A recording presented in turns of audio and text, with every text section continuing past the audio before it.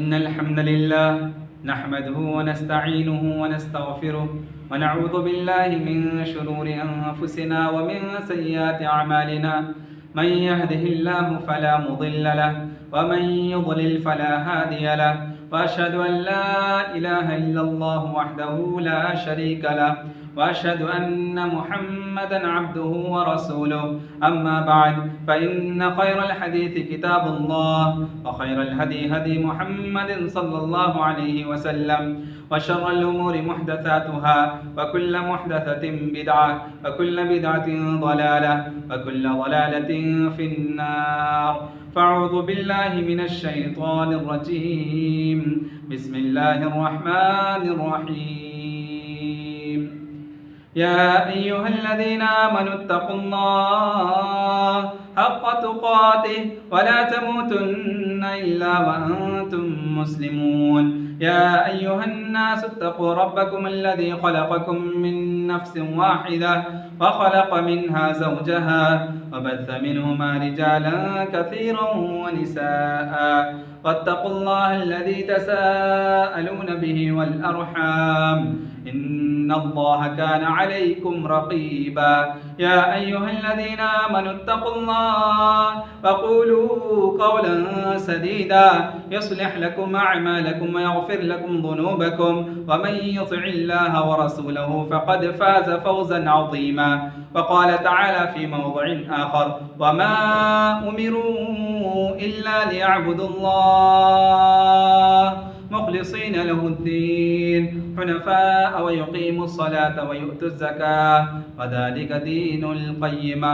అనంత కరుణామయుడు, అపార కృపాశీలుడు, పాలకుడు, పోషకుడు, తీర్పు దినానికి యజమాని, సర్వలోకాల సృష్టికర్త అయిన అల్లాహ్ సుబ్హానహు తాలా పేరుతో ప్రారంభిస్తున్నాను. సకల స్తోత్రాలు, సమస్త పొగడతలన్నీ అల్లాహ్కు మాత్రమే శోభిస్తాయి. అల్లాహ్ యొక్క శాంతి శుభాలు మన మహానీయ మహాప్రవక్త సల్లల్లాహు అలైహి వసల్లంపై, వారి సహచరులపై, వారి కుటుంబీకులపై కురియుగాక. ఆమీన్. ప్రియ సోదర సోదరిమణులారా, అల్లాహ్ సుబ్హానహు తాలా దివ్య ఖురాన్ గ్రంథంలో సూర బయ్యినాలో ఈ విధంగా ప్రస్తావిస్తున్నాడు: వమా ఉమిరు ఇల్లా లియఅబుదుల్లాహ ముఖ్లిసీన లహుద్దీన హునఫా వయుకీముస్ సలాహ వయుతుజ్ జకాత వదాలిక దీనుల్ ఖయ్యిమ. అల్లాహ్ సుబ్హానహు తాలా ఆజ్ఞాపిస్తున్నాడు, లియఅబుదుల్లాహ్, అల్లాహ్ తప్ప ఎవరిని కూడా ఆరాధించకూడదని.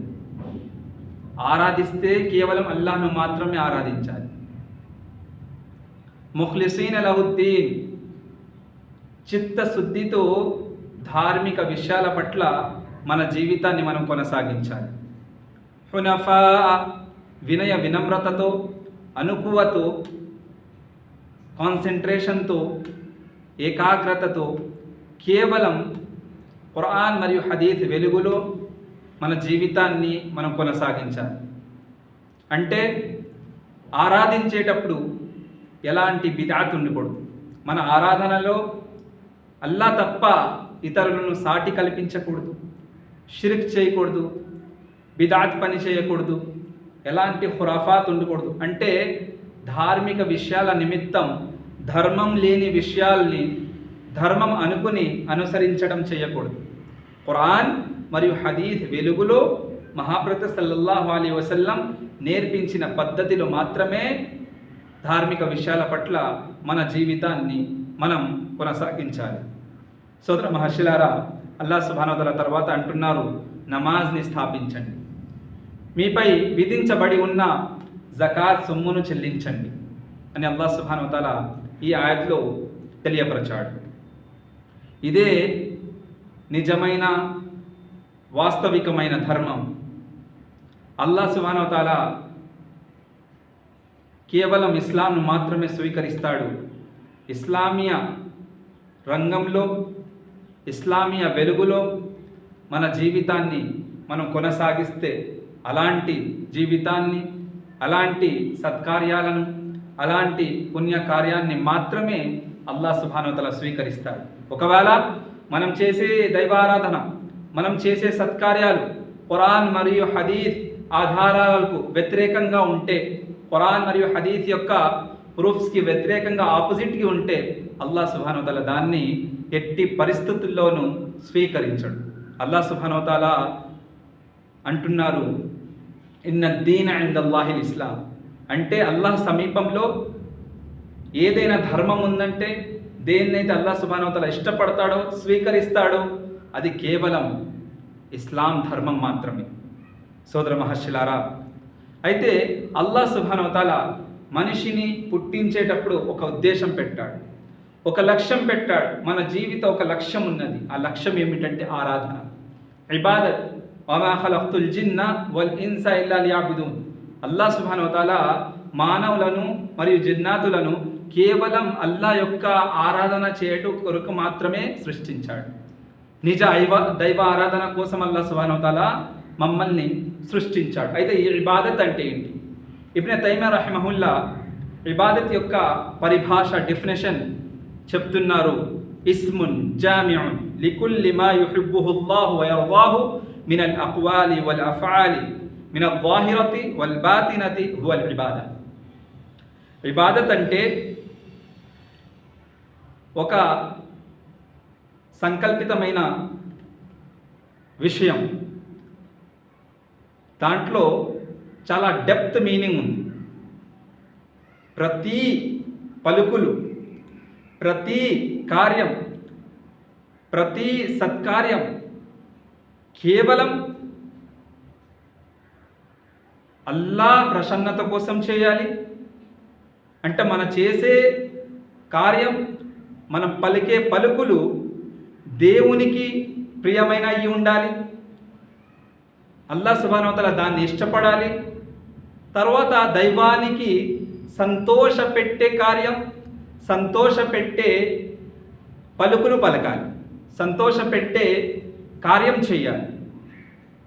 అది బాహ్యంగా అయినా కావచ్చు, అంతరంగికంగా అయినా కావచ్చు. బాహ్యంగా అంటే నలుగురు చూస్తారు, బహిరంగ నలుగురు చూస్తారు మనం చేసే ఆరాధన. నమాజ్ ఉంది, హజ్ యాత్రకు వెళ్తాం, జకాత్ చెల్లిస్తాం. ఇవి ఎలాంటి ఆరాధనలు అంటే బాహ్యంగమైన ఆరాధన, నలుగురు చూస్తున్నారు కల్లారా. అదే కొన్ని అంతరంగికంగా ఉన్నాయి ఆరాధనలు, అయ్యంటే కేవలం అల్లాహ్కు మాత్రమే తెలుసు. అందులో ప్రైవసీ ఉంది, దాని యొక్క లింక్ మన మనస్సుతో ఉంది.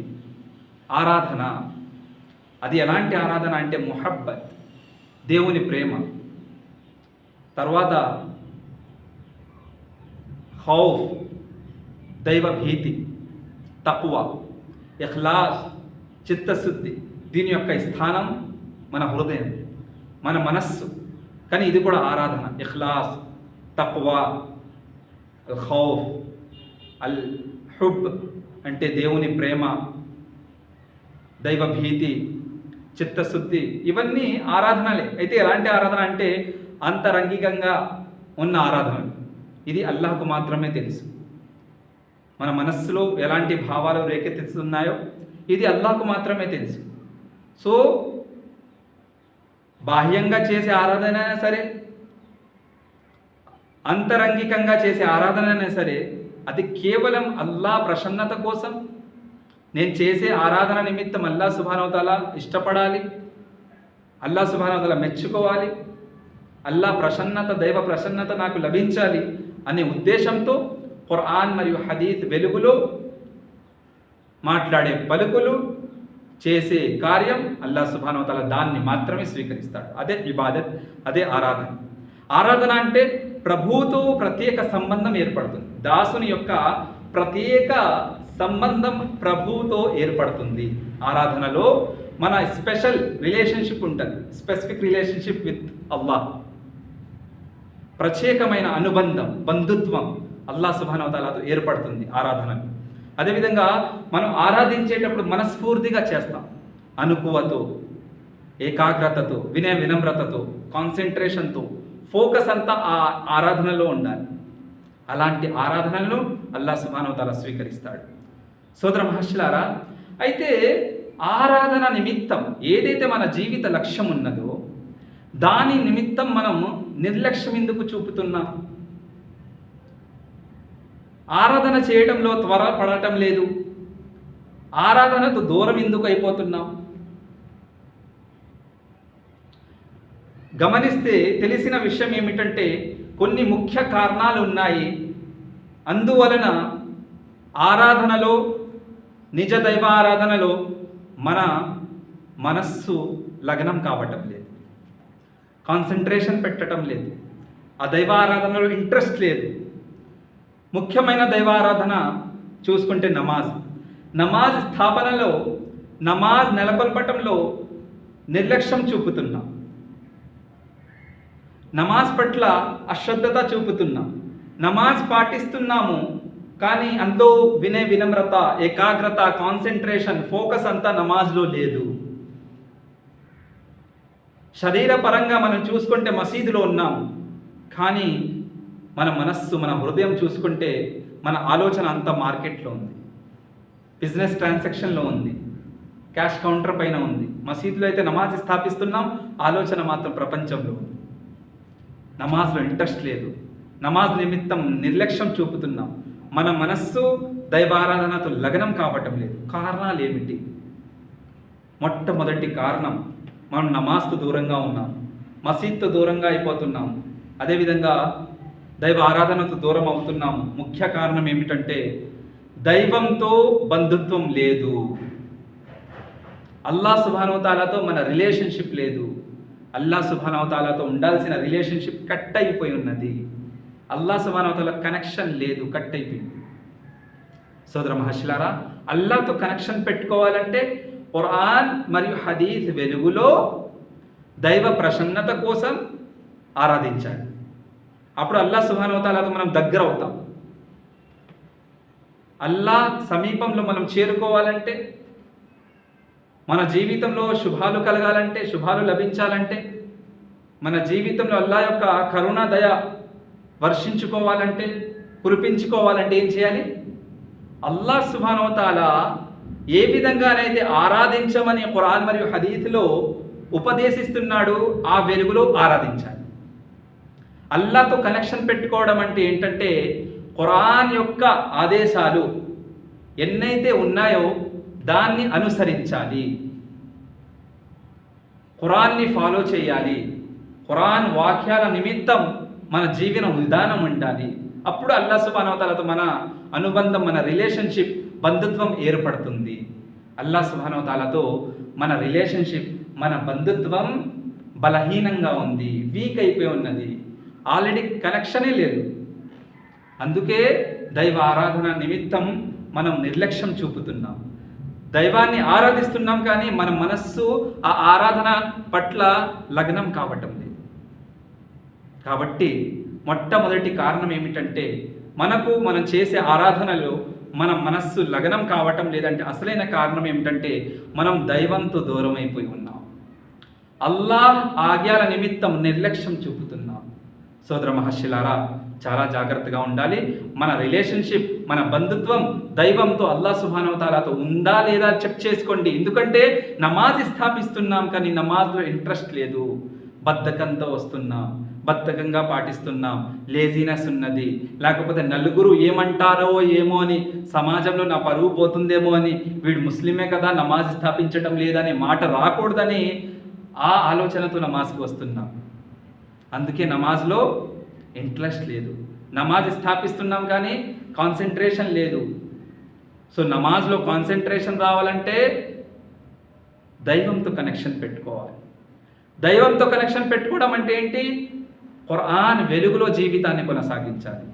సోదర మహర్షులారా, అల్లాహ్ సుబ్హానహు వ తఆలా అంటున్నారు, వైదా సాలక ఇబాదీ అన్నీ ఫఇన్నీ ఖరీబ్ ఉజీబు దఅవతద్ దాఇ ఇదా దఆన్ ఫల్యస్తజీబూ లీ వల్యుమినూ బీ లఅల్లహుం యర్షుదూన్. సోదర మహర్షులారా, అల్లాహ్ సుబ్హానహు వ తఆలా దైవ ప్రవక్త సల్లల్లాహు అలైహి వసల్లంతో అంటున్నారు, వైదా సాలక ఇబాదీ అన్నీ ఫఇన్నీ ఖరీబ్. ఎప్పుడైతే మీ దగ్గరికి వచ్చి సహచరులు అల్లాహ్ గురించి క్వశ్చన్ చేస్తున్నారో, ప్రశ్నిస్తున్నారో, నా దాసులకి మీరు చెప్పండి, నేను వారితో చాలా దగ్గరలో ఉన్నాను, చాలా సమీపంలో ఉన్నాను. ఫైన్నీ ఖరీబ్, నేను నిశ్చయంగా వారితో చాలా సమీపంలో ఉన్నాను, చాలా దగ్గరలో ఉన్నాను. ఉజీబు దావత్ దా ఇదా దాన్. వారికి ఏదైనా అవసరం ఉంటే, ఎలాంటి ఆపద వచ్చినా, ఎలాంటి కష్టం వచ్చినా, అలాంటి క్లిష్టమైన సమయాల్లో నాతో దువా చేస్తే, నన్ను వేడుకుంటే, దువా చేస్తే నేను ఆ దువాలను స్వీకరిస్తాను. ఫల్యస్తజీబూలి, నేను అలాంటి దువాలను జవాబిస్తాను, సమాధానం ఇస్తాను. ఆ దువా నిమిత్తం జవాబిస్తాను, సమాధానం ఇస్తాను. అంటే ఆ సమస్యకు పరిష్కారం చూపిస్తాను. తర్వాత అల్లాహ్ సుబ్హానహు వ తఆలా అంటున్నారు, వల్యుమిను బి, మీరు ఆజ్ఞాపించండి మీ సహచరులను, ఎవరైతే నా దాసులు ఉన్నారో వారిని ఆజ్ఞాపించండి. మీరు దృఢ విశ్వాసంతో జీవితాన్ని కొనసాగించండి. మీ జీవితంలో ఈమాన్ ఉండాలి. ఈమాన్ బిల్లా, దేవుని, నిజ దేవుని పైన దృఢ విశ్వాసం, దృఢ నమ్మకం. సోదర మహర్షులారా, అఖీదే తౌహీద్ని అనుసరించాలి. లఅల్లహుమ్ యర్షుదూన్, వీరు గనక ఈ విధంగా నాకు ఆపద వచ్చినప్పుడు, నాకు కష్టం వచ్చినప్పుడు అల్లాహ్ సుబ్హానహు వ తఆలా నన్ను ఆదుకుంటాడు, రక్షిస్తాడు, సహకరిస్తాడనే ఉద్దేశంతో, దృఢ విశ్వాసంతో జీవితం గడిపితే, వారు ఎప్పుడైతే అలాంటి సమయాల్లో, క్లిష్టమైన సమయాల్లో దువా చేస్తారో, నేను దువాని స్వీకరిస్తాను. తర్వాత వీరికి మాత్రమే సన్మార్గం లభిస్తుంది, రుజుమార్గం లభిస్తుంది, సత్య మార్గం లభిస్తుంది. ఎవరికి లభిస్తుంది? అల్లాహ్తో కనెక్షన్ పెట్టుకున్న వారికి. అల్లాహ్తో కనెక్షన్. చూడండి, మనకి ఎలాంటి ఆపద వచ్చినా, ఎలాంటి నష్టం కలిగినా, ఎలాంటి క్లిష్టమైన సమయం వచ్చిన క్రిటికల్ కండిషన్లో దైవం గుర్తు రావటం లేదు. ఎందుకు? దైవంతో మన కనెక్షన్ మనం పెట్టుకోలేదు, దైవంతో మన బంధుత్వం మనం ఏర్పరచలేదు. కాబట్టి దైవం మనకి గుర్తు రావటం లేదు. దైవంతో కనెక్షన్ ఉంటే ఆపదలో ఫస్ట్ టైం ఎవరైనా గుర్తు వస్తారంటే దైవ జ్ఞాపకం వస్తుంది. అల్లాహ్ సుబ్హానహు వ తఆలా గుర్తు వస్తాడు. యాక్సిడెంట్ జరిగినా, బిజినెస్ లాస్ అయినా, ప్రాణం పోగొట్టుకున్నా, ఏం జరిగినా సరే, ఎలాంటి లాస్ జరిగినా, అప్పుడు మొట్టమొదటి ఎవరైనా మనకి ఫస్ట్ ఆఫ్ ఆల్ ఎవరైనా గుర్తొస్తారంటే దైవం, అల్లాహ్ సుబ్హానహు వ తఆలా గుర్తొస్తాడు. ఎప్పుడు? రిలేషన్షిప్ ఉంటే. అల్లాహ్ సుబ్హానహు వ తఆలా అంటున్నారు, మీరు ఆపదలో ఉన్నప్పుడు నన్ను అడగండి, ప్రశ్నించండి, నేను జవాబిస్తాను, నేను సమాధానం ఇస్తాను, మీ సమస్యలకు పరిష్కారం చూపిస్తాను. మీ సమస్యకు పరిష్కారం ఉన్నది, ఆ పరిష్కారం అల్లాహ్ దగ్గర ఉన్నది. సో మీరు అల్లాహ్తో అనుబంధం, బంధుత్వం, రిలేషన్షిప్ ఏర్పరచాలి. సోదర మహర్షులారా, మహాప్రవక్త సల్లల్లాహు అలైహి వసల్లం అన్నారు, అల్లాహ్ సుబ్హానహు వ తఆలా ప్రతిరోజు, ప్రతి రాత్రి పూట సమయంలో అల్లాహ్ సుబ్హానహు వ తఆలా మొదటి ఆకాశం పైన వస్తాడంట.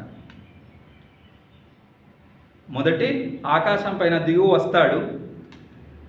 వచ్చి అలాంటి రాత్రి చివర వేళలో అల్లాహ్ సుబ్హానహు వ తఆలా ప్రశ్నిస్తాడు. 3 ప్రశ్నలు. ఏమిటి ఆ 3 ప్రశ్నలు? మై యద్ఊని ఫల్యస్తజీబ ల, ఎవరైనా ఉన్నారా, దువా చేయడానికి సిద్ధంగా ఉన్నారా? నా దాసులలో ఎవరైనా ఈ రాత్రి చివరి క్షణంలో నేను మీ ముందు వచ్చి ఉన్నాను, మీలో ఎవరైనా మీ అవసరాన్ని నిమిత్తం ప్రశ్నలు చేసేవారు ఉన్నారా, దువా చేసేవారు ఉన్నారా, వేడుకునేవారు ఉన్నారా? నేను ప్రసాదించడానికి సిద్ధంగా ఉన్నాను. అల్లాహు అక్బర్. ఎవరైనా పలకండి, నేను జవాబిస్తాను అని అల్లాహ్ సుబ్హానహు వ తఆలా మొట్టమొదటి సూచన వినిపిస్తున్నాడు. రెండవ సూచన అల్లాహ్ సుబ్హానహు వ తఆలా ఏమని వినిపిస్తున్నాడంటే, అనౌన్స్మెంట్. రెండో అనౌన్స్మెంట్ ఏంటంటే, వమన్ యస్అలుని ఫఅఅతియహు, ఎవరైనా ప్రశ్నించేవారు ఉండాలా, ఎవరికైనా అవసరం ఉందా, ఏదైనా ఆపదని తొలగించాలా, ఏదైనా ఆపదలు నేను దూరం చేయాలా, అలాంటి ప్రశ్నలు ఎవరికైనా ఉన్నాయా, మీరు ప్రశ్నించండి, నేను ప్రసాదిస్తాను. సుబ్హానల్లాహ్. తర్వాత అల్లాహ్ సుబ్హానహు వ తఆలా 3వ అనౌన్స్మెంట్ చేస్తున్నాడు, వమన్ యస్తగ్ఫిరుని ఫఅగ్ఫిర్ లహు, ఎవరైనా క్షమాపణ కోరేవారు ఉన్నారా, నేను క్షమించడానికి సిద్ధంగా ఉన్నాను అని అల్లాహ్ సుబ్హానహు వ తఆలా అనౌన్స్మెంట్ చేస్తున్నాడు. ప్రతిరోజు రాత్రిపూట చివరి క్షణాల్లో అల్లాహ్ సుబ్హానహు వ తఆలా మొదటి ఆకాశంలో వచ్చి అందరితో ప్రశ్నిస్తున్నాడు ఈ 3 ప్రశ్నలు. కానీ ఆ సమయంలో అదే తహజ్జుద్ సమయం అది. అలాంటి తహజ్జుద్ నమాజ్ మన జీవితంలో ఉందా? అలాంటి తహజ్జుద్ నమాజ్ మనం పాటిస్తున్నామా? రాత్రి చివరి వేళలో మనం లేచి అల్లాహ్ని ఆరాధిస్తున్నామా? క్షమాపణ వేడుకుంటున్నామా? మన అవసరాలు తీర్చేవాడు అల్లా సుబ్హానహు వ తఆలా కాబట్టి అల్లా సుబ్హానహు వ తఆలాని అడుగుతున్నామా? ప్రశ్నిస్తున్నామా? ఆలోచించాలి సోదర మహాశిలారా. తహజ్జుద్లో లేచి ఆరాధించే వాడితో అల్లా యొక్క బంధుత్వం ఉంటుంది, అల్లా యొక్క రిలేషన్షిప్ ఉంటుంది, అల్లాతో అనుబంధం ఉంటుంది. సోదర మహాశిలారా, అల్లాతో మీరు మీ అనుబంధాన్ని, మీ బంధుత్వాన్ని ఎంత పటిష్టంగా ఏర్పరచుకుంటే అంత మంచిది, అంత మేలు. మన అనుబంధం, మన బంధుత్వం, మన రిలేషన్షిప్, మన కనెక్షన్ అల్లాహ్తో కట్ అయ్యి ఉన్నది కాబట్టి మనం చేసే ఆరాధనలో మన మనస్సు ఆ ఆరాధన నిమిత్తం లగ్నం కావటం లేదు, ఇంట్రెస్ట్ పడటం లేదు. నమాజ్ స్థాపిస్తున్నాం కానీ నమాజ్లో ఇంట్రెస్ట్ లేదు, ఏకాగ్రత లేదు, అనుకోతు పాటించటం లేదు, వినమ్రతతో కాన్సన్ట్రేషన్తో నమాజ్ పాటించటం లేదు. అందుకే మనశ్శాంతి లేదు, అందుకే మన జీవితంలో శుభాలు కనపడటం లేదు. సోదర మహర్షులారా, మనం ఆరాధిస్తున్నాం కానీ ఆ ఆరాధనలో మన మనస్సు ఆ ఆరాధనకు లగ్నం కావటం లేదు. ఇంకో కారణం, ముఖ్య కారణం ఏమిటంటే, ఏ ప్రదేశంలో అయితే మనం నివసిస్తున్నామో ఆ ప్రదేశ వాతావరణ యొక్క ప్రభావం మన జీవితంలో ఉన్నది. Atmospheric impact, local area impact ఉంటుంది అన్నమాట. లోకల్ ఏరియా యొక్క అట్మాస్ఫియర్ ఎలా ఉంది, అక్కడ వాతావరణం ఎలా ఉంది, ఎక్కడైతే మనం బిజినెస్ చేస్తున్నామో, వ్యాపారం చేస్తున్నామో, తర్వాత ఎక్కడైతే మనం చదువుతున్నామో, ఎక్కడైతే మనం ఆఫీస్లో జాబ్ చేస్తున్నామో అక్కడ యొక్క ప్రభావం, వాతావరణ ప్రభావం ఎలా ఉంటుందో దాని యొక్క ప్రభావం మన జీవితంలో ఉంటుంది. మన ఆరాధన పైన కూడా ఆ ప్రభావం ఉంటుంది అన్నమాట. సో నమాజ్కి వస్తాం మనం, కానీ నమాజ్కి ఆలస్యంగా వచ్చినప్పుడు, నిర్లక్ష్యంగా వచ్చినప్పుడు, పరిగెట్టుకుంటూ వచ్చినప్పుడు ఈ ప్రాపంచిక విషయాలు కొన్ని ఇంకా మైండ్లో ఉంటాయి, అలాగే నిండి ఉంటాయి, ఇంకా బయటికి వెళ్ళావు. అందుకే నమాజ్ పాటిస్తాం కానీ ప్రశాంతత ఉండదు, మనశ్శాంతి లభించదు. కాబట్టి నమాజ్ స్థాపించేటప్పుడు మనము చాలా పీస్ఫుల్గా ఉండాలి, ప్రశాంతంగా ఉండాలి, ఎలాంటి టెన్షన్స్ ఉండకూడదు, ప్రాపంచిక విషయాలు మన మైండ్ సెట్లో ఉండకూడదు. మన జ్ఞాపకంలో ఓన్లీ అల్లాహ్, నామస్మరణాలు, జిక్ర్, ఖురాన్ ఆయాత్, తిలావత్, నమాజ్లో ఏం పలుకుతున్నాము ఇవి మాత్రమే ఉండాలి. దానిపైన కాన్సన్ట్రేషన్, ఏకాగ్రత ఉండాలి. సోదర మహర్షులారా, చూడండి, అజాన్ అవుతుంది కానీ వాతావరణం యొక్క, మనం ఎక్కడైతే నివసిస్తున్నామో, ఏ ప్రదేశంలో అయితే నివసిస్తున్నాం దాని యొక్క ప్రభావం మన జీవితంలో ఎలా ఉంటుందో, మన ఆరాధన పైన ఎలా పడుతుందో చూద్దాం. అజాన్ అవుతుంది, వెంటనే నమాజ్కి రావం, కరెక్ట్గా ఇకామత్ అయ్యే సమయంలో వస్తాం, తొందరగా మనం గబగబగా వజూ చేసుకుంటాం. మళ్ళీ ఎక్కడ మొదటి రకాత్ మిస్ అయిపోతుందేమో పరిగెట్టుకొని వచ్చేస్తాం, ఫాస్ట్గా కంగారుగా వచ్చేస్తాం, మొదటి రకాత్లో కలిసిపోతాం అన్నమాట. కానీ ఆలోచన అంతా బయట ఉంది, ఇంకా అదే బిజినెస్ ఆలోచన, అదే వ్యాపార నిమిత్తమైన విషయాలు, అదే స్కూల్ టెన్షన్, కాలేజ్ టెన్షన్, వ్యాపారం టెన్షన్, బిజినెస్ టెన్షన్, ఫ్రెండ్షిప్తో కలవాలి, ఫలానా చోట మీటింగ్ ఉన్నది, వాడితో ఇవాళ ఈ షెడ్యూల్ ఉంది నాది, ఆ షెడ్యూల్ ఎలా ఏంటి, ఈ ఆలోచనలు ఉన్నాయి మన దగ్గర. మన మైండ్ సెట్ ఏమో అంతా ప్రాపంచిక విషయాల మీద ఉన్నాయి, కానీ ఇక్కడ వచ్చి ఆరాధిస్తున్నాం, కాన్సన్ట్రేషన్ ఉండదు, నమాజ్ పైన కాన్సన్ట్రేషన్ ఉండదు, అందుకే ప్రశాంతత ఉండదు, మనశ్శాంతి లభించదు. నమాజ్ యొక్క ప్రభావం, నమాజ్ యొక్క ప్రయోజనం, నమాజ్ యొక్క లాభాలు మన జీవితంలో మనకు కనపడదు. ఇన్న స్సలాత తన్హా అనిల్ ఫాషాయి వల్ మున్కరి వల్ బగ్. సోదర మహర్షులారా, నిశ్చయంగా నమాజ్ అనేది మానవులకు అన్ని రకమైన పాపాల నుండి, పాపాల యొక్క దరిదాపుల నుండి రక్షిస్తుందంట. ఒకవైపు నమాజ్ స్థాపిస్తున్నాము, మరోవైపు మనము పాపానికి గురవుతున్నాం, పాపాల యొక్క దరిదాపులకు వెళ్ళిపోతున్నాం, మహాపాపాలు చేస్తున్నాం. నమాజులుగా ఉన్నాము, మహాపాపాలు చేస్తున్నాం. అంటే నమాజ్ యొక్క ప్రయోజనం, నమాజ్ యొక్క ప్రభావం మన జీవితంలో కనపడటం లేదు. కారణం ఏంటి? నమాజ్లో ఉన్న కాన్సన్ట్రేషన్, నమాజ్లో ఉన్న అనుకువ, నమాజ్లో ఉండాల్సిన కాన్సన్ట్రేషన్, ఏకాగ్రత, వినమ్రత లేదు. ఫోకస్ అంతా నమాజ్లో ఉండదు, ప్రాపంచిక విషయాల్లో, బిజినెస్ ట్రాన్సాక్షన్లో, క్యాష్ కౌంటర్ పైన, ఆ రోజున్న షెడ్యూల్, బిజినెస్ షెడ్యూల్ పైన, బాస్తో కలవాలి, ఫలానా ఫ్రెండ్స్తో కలవాలి, ఫ్రెండ్స్ సర్కిల్లో వెళ్ళి పార్టీ ఉన్నది, ఈ విషయాలు ఉన్నాయి, మార్కెట్లో ఉంటాయి, బిజినెస్ నిమిత్తమైన విషయాలు మన ఆలోచనలో ఉంటాయి, మన నమాజ్లో ఉంటాం. ఇంకోటి ఏంటంటే కంగారు కింద వస్తున్నాం, అక్కడైతే ప్రశాంతత లేదు. ఇంకోటి ఏంటంటే గురువుగారు ఏం పఠిస్తున్నారు, ఏం తిలావత్ చేస్తున్నారు, ఖురాన్ పారాయణం ఏం జరుగుతుంది దాని యొక్క అర్థం మనకి తెలియదు. తర్వాత ఏంటంటే గురువుగారు ఎప్పుడు సలాం పఠిస్తే నేను వెంటనే వెళ్ళిపోవాలనే ఆలోచనతో ఉంటాం. ఈ ఆలోచనతో నమాజ్ స్థాపిస్తే, ఆరాధిస్తే ఆ ఆరాధన యొక్క ప్రయోజనం కనపడటం లేదు. అనుకువతో, కాన్సన్ట్రేషన్తో, వినమ్రతతో, ఏకాగ్రతతో నమాజ్ స్థాపించాలి. లేకపోతే మరి నమాజ్ యొక్క ప్రయోజనం మన జీవితంలో కనపడదు. సోదర మహర్షులారా, మహాప్రవక్త సల్లల్లాహు అలైహి వసల్లం బిలాల్ రదియల్లాహు అన్హు ఈ విధంగా అనేవారు, అకిమిస్ సలాయా బిలాల్ అరిహ్నా బిహా. ఓ బిలాల్, మీరు నమాజ్ నిమిత్తం ఇకామత్ ఇవ్వండి. నేను నమాజ్ స్థాపించాలి, నమాజ్ నెలకొల్పాలి. నమాజ్ ద్వారా నాకు మనశ్శాంతి లభిస్తుంది. ఆ మనస్ఫూర్తితో, మనశ్శాంతితో ప్రశాంతంగా నమాజ్ స్థాపించాలి. అప్పుడే నమాజ్లో మనకి మనశ్శాంతి లభిస్తుంది. నమాజ్ యొక్క ప్రయోజనాలు మన జీవితంలో మనం చూస్తాము. చూడండి, నమాజ్ వల్ల మనకి మనశ్శాంతి లభించటం లేదంటే నమాజ్ కంగారుగా చదువుతున్నాం. ఏదో ప్రాపంచిక విషయాలు, లేకపోతే ఏవో టెన్షన్స్, ప్రాబ్లమ్స్ అవన్నీ మైండ్లో పెట్టుకుని నమాజ్ చదువుతున్నాం. అందుకే మనశ్శాంతి లేదు. చాలా పీస్ఫుల్ మైండ్ సెట్తో, ప్రశాంతంగా, మనశ్శాంతిగా, మనస్ఫూర్తిగా నమాజ్ స్థాపించాలి. వినమ్రతతో, అనుకువతో, దైవ భక్తితో కుంగిపోతూ, అల్లాహ్తో భయపడుతూ నమాజ్ స్థాపించాలి. అప్పుడు నమాజ్ యొక్క ప్రయోజనాలు, లాభాలు మన జీవితంలో మనం చూస్తాం. ఈ విషయాలు మనకి తెలియదు కాబట్టే నమాజ్ స్థాపిస్తున్నాం, కానీ మన మనస్సు నమాజ్తో లగ్నం అయ్యలేదు, నమాజ్తో కనెక్షన్ లేదు. మనది శరీరపరంగా మనం మసీద్లో ఉన్నాం, కానీ హృదయపూర్వంగా చూసుకుంటే హృదయపరంగా మనం మార్కెట్లో ఉన్నాం. బిజినెస్ ట్రాన్సాక్షన్ యొక్క ఉన్నాయి, క్యాష్ కౌంటర్ పైన ఉంది మన జ్ఞాపకం అంతా. అందుకే నమాజ్ యొక్క ప్రయోజనం మనకి కనిపించటం లేదు.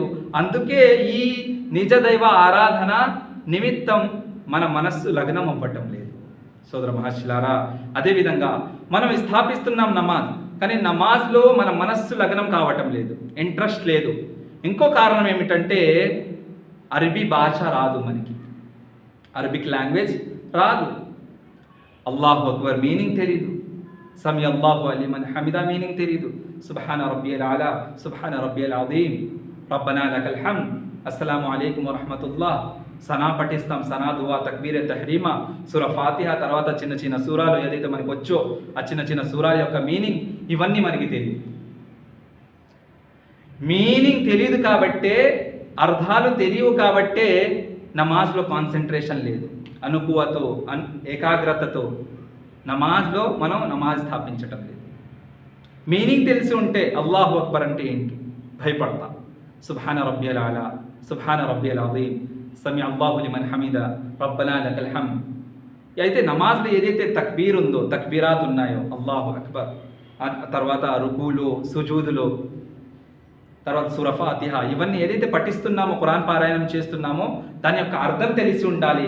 అప్పుడే నమాజ్ నిమిత్తం మన మనస్సు లగ్నం అవుతుంది, ఇంట్రెస్ట్ పడుతుంది, మన శాంతి లభిస్తుంది, ప్రశాంతత ఉంటుంది, మనం మైండ్ అనేది పీస్ఫుల్ కింద ఉంటుంది. సోదర మహర్షులారా, అదేవిధంగా మనం చూసుకుంటే నమాజ్ స్థాపిస్తున్నాం, ఆరాధిస్తున్నాం, కానీ మన మనస్సు నమాజ్తో లగ్నం అయ్యలేదు, ఆరాధనలో మన మనస్సు లగ్నం అవ్వటం లేదు. కారణం ఏంటి? ఎందుకు చూసుకుంటే మనోవాంఛల వెనక పరిగెడుతున్నాం, మనోవాంఛలను అనుసరిస్తున్నాం. అల్లాహ్ సుబ్హానహు వ తఆలా సూర మరియంలో ఈ విధంగా ప్రస్తావిస్తున్నాడు, ఫఖలఫ మిన్ బఅదిహిం ఖల్ఫున్ అదాఉ స్సలాహ్ వత్తబఉ షహవాత్ ఫసౌఫ యల్కౌన గయ్యా. పూర్వీకుల్లో మంచివారు ఉండేవారు, సత్కార్యాలు చేసేవారు, ఖురాన్ మరియు హదీస్ వెలుగులో జీవితాన్ని కొనసాగించేవారు. తర్వాత వచ్చిన సమాజం, తర్వాత వచ్చిన వర్గం ఏం చేసిందంటే నమాజ్ని వృధా చేసుకుంది, నమాజ్ నిమిత్తం నిర్లక్ష్యం చూపింది, నమాజ్ పట్ల అశ్రద్ధత చూపించింది. వత్తబఉ షహవాత్, తర్వాత మనోవాంఛల వెనుక పరిగెట్టింది. మనస్సుకు నచ్చినట్టు, నా జీవితం నా ఇష్టం, నేను నచ్చినట్టు ఏదైనా చేస్తాను, ఇలాంటి భావనతో మనం జీవితం గడిపితే దైవ ఆరాధనలో మన మనస్సు లగ్నం కాదు. సోదర మహర్షులారా, అందుకే మనం ఎప్పటికి కూడా ఎల్లప్పుడూ మన మనస్సు అనేది ఈ మనోవాంఛల వెనక పడకూడదు. అంటే మనస్సు చెప్పినట్టు వింటాం. వత్తబఉ షహవాత్, మనోవాంఛలను అనుసరిస్తాం. మనస్సు చెప్పినట్టే, అది హలాలా హరామా, తప్ప ఒప్ప, కరెక్టా రాంగా, ఖురాన్ హదీస్కి వ్యతిరేకమా, ఖురాన్ హదీస్కి సమ్మితమైన విషయమా పట్టించుకోం. మనసుకి నచ్చిందా చేసేస్తాం. అందుకే దైవంతో దూరం అయిపోతున్నాం, ధర్మంతో దూరం అయిపోతున్నాం.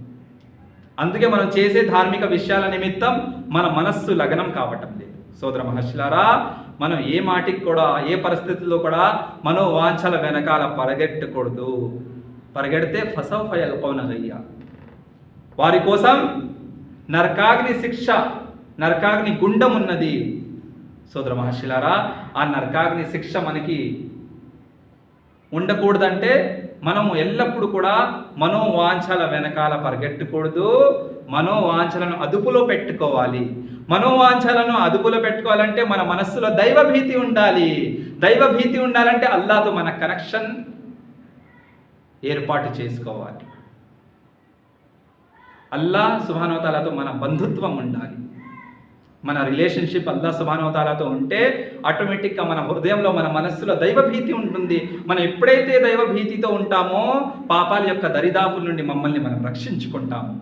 మన మనోవాంఛాలను, మనోకోరికలను మనం అదుపులో పెట్టుకుంటాము.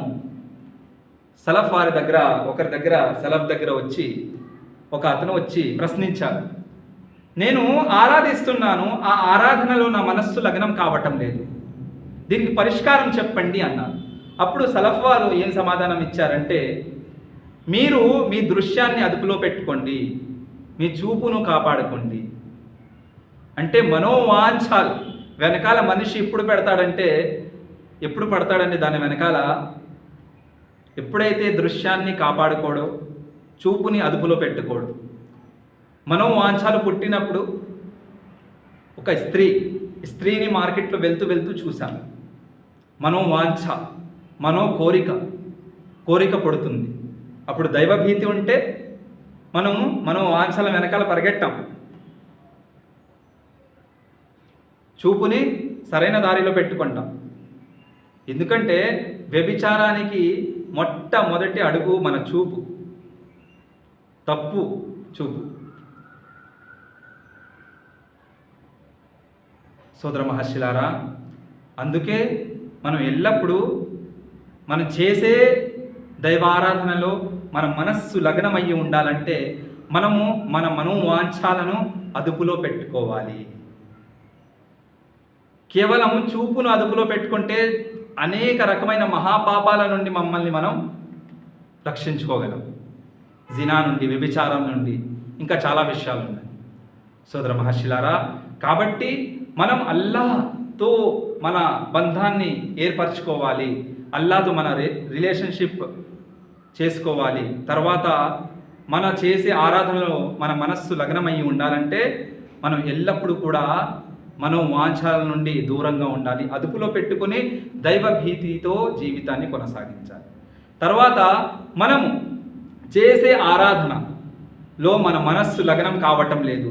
ఆరాధన చేస్తున్నాం, ఆరాధిస్తున్నాం, కానీ అందులో ఇంట్రెస్ట్ లేదు. ఇంకో కారణం ఏమిటంటే ధన సంపద యొక్క వ్యామోహం, ప్రాపంచిక వ్యామోహం, ధన సంపద యొక్క ప్రేమ, ధన సంపద పైన ఉన్న ప్రేమ. ఎప్పుడు డబ్బు డబ్బు డబ్బు, బ్యాంక్ బ్యాలెన్స్ చూస్తుంటాం, ప్రాపర్టీ ఎన్ని జమ చేసుకుంటాం. అంటే ప్రాపంచిక విషయాల్లో మునిగిపోయి పరలోక విషయాన్ని మర్చిపోతాం. పరలోక విషయాల నిమిత్తం నిర్లక్ష్యం చూపుతాం, అశ్రద్ధతగా ఉంటాం అన్నమాట. సోదర మహర్షులారా, మనం చేసే ఆరాధనలో ఏకాగ్రత రావాలంటే, కాన్సన్ట్రేషన్ రావాలంటే, మన మనస్సు ఆరాధనకి లగ్నమయ్యి ఉండాలంటే ప్రాపంచిక వ్యామోహంతో దూరంగా ఉండాలి. డబ్బు వ్యామోహం, ధన సంపద యొక్క వ్యామోహంలో పడకూడదు. ప్రాపంచిక వ్యామోహంలో మునిగిపోకూడదు. చూడండి, ఎవరైనా పుట్టినప్పుడు ధన సంపద తీసుకుని వచ్చాడా? ప్రతి ఒక్కరూ ఖాళీ చేతులుగా పుట్టాం. సమాధిలోకి చేరుకున్న తర్వాత, మరణించిన తర్వాత సమాధిలోకి వెళ్ళేటప్పుడు కూడా ఖాళీ చేతులుగానే వెళ్తాం. అవునా కాదా? సో కేవలం డబ్బు సంపాదన కోసం అల్లాని మర్చిపోవడం ఎందుకు? కేవలం బ్యాంక్ బ్యాలెన్స్, ప్రాపర్టీ నిమిత్తం దైవ ఆరాధన పట్ల నిర్లక్ష్యం ఎందుకు? ధన సంపద కోసం ధర్మాన్ని వదులుకోవడం ఎందుకు? హరాం మరియు హలాల్ మధ్య తేడా లేకుండా జీవితం గడపటం ఎందుకు? మనం చేసే ఆరాధనలో ఇంట్రెస్ట్ పుట్టాలంటే, మనస్ఫూర్తిగా ఆరాధించాలంటే డబ్బు వ్యామోహం, ధన సంపద వ్యామోహం, ప్రాపంచిక విషయాల నిమిత్త వ్యామోహం ఉండకూడదు. సోదర మహర్షులారా, ఇబ్నుల్ ఖయ్యిం రహిమహుల్లా అంటున్నారు, ఎవరి మనస్సులో అయితే, ఎవరి హృదయాల్లో అయితే ప్రాపంచిక వ్యామోహం, ప్రాపంచిక ప్రేమ, డబ్బు ప్రేమ నిండి ఉంటుందో అలాంటి మనస్సులో, అలాంటి హృదయాల్లో దైవ ప్రేమ ఉండదు.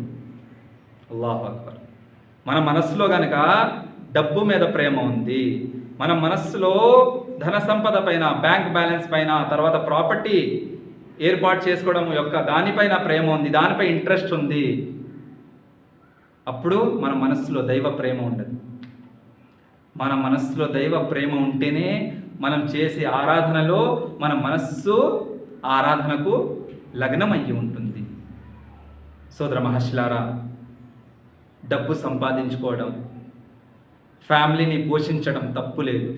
కానీ డబ్బు సంపాదించే విషయాల వెనకాల పడిపోయి పరలోకాన్ని మర్చిపోవడం తప్పు. బ్యాంక్ బ్యాలెన్స్ ఇంప్రూవ్మెంట్ కోసం, ప్రాపర్టీస్ జమ చేసుకునే నిమిత్తం పరలోకాన్ని మర్చిపోవడం తప్పు. మీరు బ్యాంక్ బ్యాలెన్స్ చేసుకోండి, మీరు ఏం బిజినెస్ చేసుకున్నా పర్లేదు, ఎలా చేసుకున్నా పర్లేదు, అది ధార్మిక విషయాల నిమిత్తం వ్యతిరేకంగా ఉండకూడదు. డబ్బు సంపాదించుకోండి, బ్యాంక్ బ్యాలెన్స్ ఎంతైనా మీరు పెంచుకోండి, నో ప్రాబ్లం. కానీ అది ఖురాన్ మరియు హదీస్కి వ్యతిరేకంగా ఉండకూడదు. పరలోకాన్ని మర్చిపోకూడదు, ఆ డబ్బు వ్యామోహంలో మునిగిపోయి ఉండకూడదు. చివరిలో అల్లాహ్ దుఆయమనగా, అల్లాహ్ సుబ్హానహు వ తఆలా మనందరినీ ఖురాన్ మరియు హదీస్ వెలుగులో మన జీవిత లక్ష్యాన్ని, మన టార్గెట్ని సాధించుకునే సౌభాగ్యాన్ని ప్రసాదించుకోగాక. ఆ టార్గెట్ నిజ దైవ ఆరాధన. ఆ నిజ దైవ ఆరాధన ఖురాన్ మరియు హదీస్ వెలుగులో చేసుకునే సౌభాగ్యాన్ని ప్రసాదించుగాక. ఎల్లప్పుడూ ఖురాన్ మరియు హదీస్ వెలుగులో జీవితాన్ని కొనసాగించే సౌభాగ్యాన్ని ప్రసాదించుగాక. ఆమీన్. వాఖిరు దావానా అల్హమ్దులిల్లాహి రబ్బిల్ ఆలమీన్.